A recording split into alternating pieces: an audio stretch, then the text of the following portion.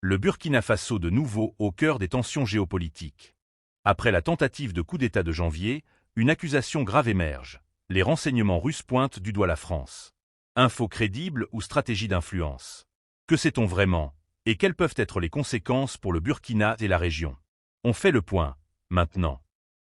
La France, les services de renseignement de la Fédération de Russie viennent de montrer ou d'alerter l'opinion africaine de ce que la France veut reprendre la main dans les pays où elle a perdu son influence. Et c'est malheureux. Cette affaire de Damiba qui ne cesse de couler des encres vient de montrer une deuxième phase, c'est-à-dire que la Russie montre à la face du monde que ce n'est pas seulement Paul Damiba qui est en question, qui est le seul cerveau de la préparation de cette prise de pouvoir au Burkina Faso qui heureusement a été avortée, qu'elle est plus sérieuse, voilà, déjouée. Et donc, et qu'il y a plus sérieux en la matière, surtout la France qui veut reprendre la main dans tous les pays sahéliens, c'est-à-dire qu'on n'aura plus l'AES, même si on va avoir l'AES, c'est la forme soumission à la France qu'on aura, et y compris la Centrafrique et le Madagascar. Centrafrique, pourquoi? Parce que la Centrafrique qui a commencé par s'ouvrir à la Russie, et dernièrement, c'est le Madagascar qui a fait aussi appel à la Russie pour que la Russie puisse alors intervenir dans sa sécurité, la protection du territoire. Je pense quand même que la France veut punir alors les mauvais élèves, tout en changeant alors les têtes de leur gouvernement et ramener dans leur giron alors ces pays-là. Mais je pense quand même que c'est malheureux. Il va falloir que et les États cités, c'est-à-dire les pays de l'AES, le Madagascar et la Centrafrique, doivent alors tisser une relation diplomatique efficace de paix avec tous les pays africains. Il ne faudrait pas que les Africains commettent alors la bêtise qu'elles ont eu à montrer à la fois, qu'elles ont commise avec Mohamed Kadhafi. C'est-à-dire que quand tu veux toucher à la tête au chevet d'un président africain, tu vas voir sur ton passage tous les autres chefs d'État et tous les peuples africains pour que ça ne se passe plus jamais. En fait, la France veut tirer alors ses profits de l'Afrique et la France nous prend les Africains comme nous sommes au Moyen-Âge ou au temps des singes où on peut venir alors nous imposer, faire de nous ce qu'elles veulent. Non, si Emmanuel Macron a mis en difficulté alors les industries françaises, ce n'est pas en Afrique de venir trouver alors des cobayes pour redynamiser l'économie française. Avec la France, la collaboration ou la suprématie de la France, le partenarialisme, c'est déjà fini là. Il faudrait que la France, Emmanuel Macron comprenne ça. Ce n'est pas avec le coup d'État. Donc il va falloir que nos pays se donnent la main et les populations de tout pays africain alors se donnent la main pour protéger alors surtout les chefs d'État des pays sahéliens, centrafricains et malgaches. Parce que si nous arrivons à les préserver des affres de violence de la France, je pense quand même que c'est l'Afrique qui va gagner. La France veut tuer dans l'œuf cette révolution qui est née dans ces pays-là, pour que voilà, les autres pays francophones ne puissent pas leur emboîter les pas. Maintenant, si nous-mêmes, ou si les chefs d'État qui ont pris cette décision de sortir l'Afrique de l'exploitation française, de l'exploitation illégale, mafieuse de la France, je pense quand même qu'il faudrait que, même si les autres chefs d'État africains, d'autres chefs d'État africains qui ne sont pas dans la même dynamique qu'eux, voilà, en Afrique, il faudrait qu'eux aussi leur prêtent la main pour que voilà, ils ne se fassent pas tuer pour les intérêts français. Alors, ce que je veux comprendre, dans votre logique, il faudrait que les chefs d'État africains aient cette entente entre eux pour se soutenir les uns les autres. Mais à croire le service de renseignement russe, la France veut déstabiliser tous les pays qui sont sortis de sa domination, justement. Alors, elle pourrait passer par d'autres pays qui sont encore sous sa domination. Justement, c'est souvent ce qu'on lui reproche. Autant encore faut-il qu'on ait des preuves, justement, de ce qu'on dit. Mais après cela, si c'est comme ça, vous ne voyez pas que vouloir créer une coopération entre tous les présidents africains créerait plutôt des problèmes parce que certains justement seraient en lien très proche de la France et donc ce sera plus facile pour eux d'exécuter ce plan. Moi, mon vœu est que tous les chefs d'État, qu'ils soient membres de l'AES ou pas, qu'ils sortent du schéma français. C'est-à-dire qu'il ne faudrait pas qu'ils concourent à l'élimination physique d'un chef d'État africain, surtout notamment de l'AES, ou centrafricain ou malgache.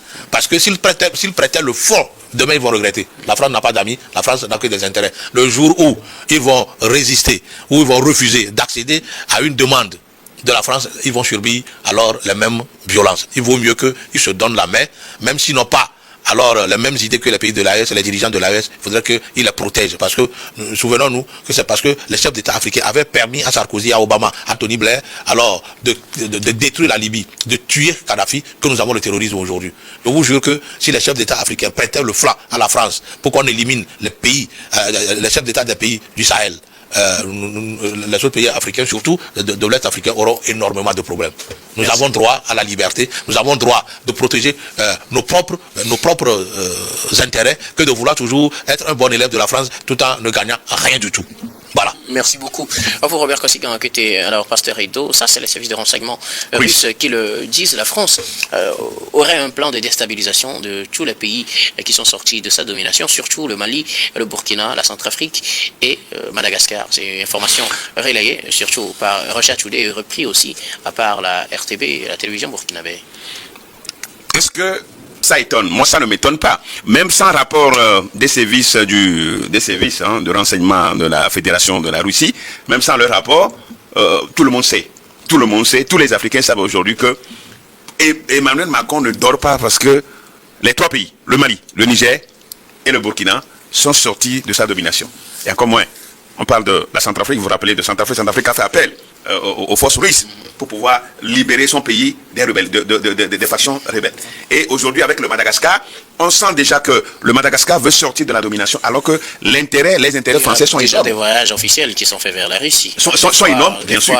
De façon clandestine, oui, bien sûr. Par les médias. Les intérêts français sont énormes au Madagascar. Donc la France est en train de voir une certaine rupture entre elle et Madagascar. Et donc, du coup, il faut rapidement étouffer ce petit serpent qui est en train de naître à Madagascar, donc qui va s'allier naturellement au pays de l'AES pour faire bloc contre la France. Ça n'étonne personne. La cible pour Emmanuel Macron et certains chefs d'État d'Afrique, comme il a dit tout à l'heure, parce qu'on sent qu'il y a certains qui ne sont pas dans cette dynamique de la révolution africaine,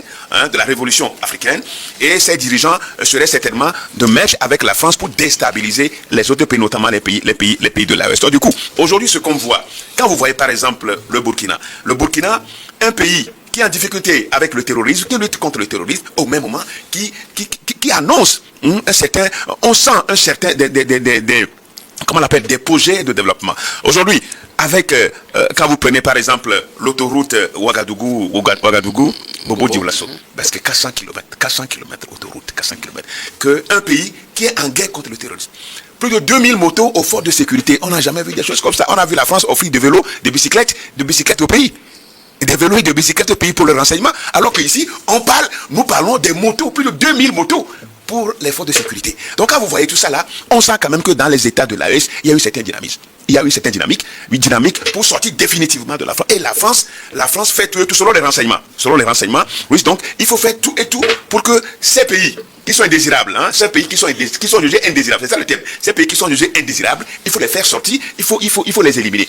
Et ça, je crois qu'on a mis tout ça conditionné, puis c'est un rapport, on a mis tout ça conditionné, mais au même moment, les services... Vous y croyez? Parce que c'est par là qu'il fallait commencer, parce que on sait que la Russie et la France... Je ne suis pas en train de voir, je ne veux pas vous couper,